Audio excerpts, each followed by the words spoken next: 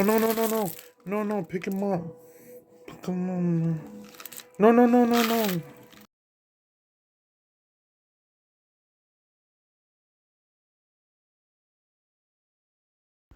Hey guys, we're doing a little unboxing of the Remington 22 LR Golden Bullet Bucket. The bucket of bullets. And these are pretty cool. Price is right. Get 1,400 of them. They even come with a little flavor packet. Or, yeah, no, don't eat that. Disclaimer, please don't. It don't taste as good as it looks. And these are like hollow point, 36 grain rimfire little bullets here. And for around 90 bucks, I got 1,400 of these.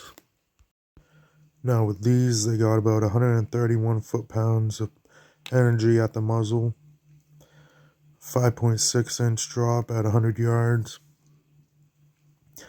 and the ones I usually use has 130 foot-pounds of energy at the muzzle and 6-inch drop at 100 yards. So not like a huge difference, but good bang for the buck. And these are hollow points, and you got a bucket of bullets. Thanks for watching.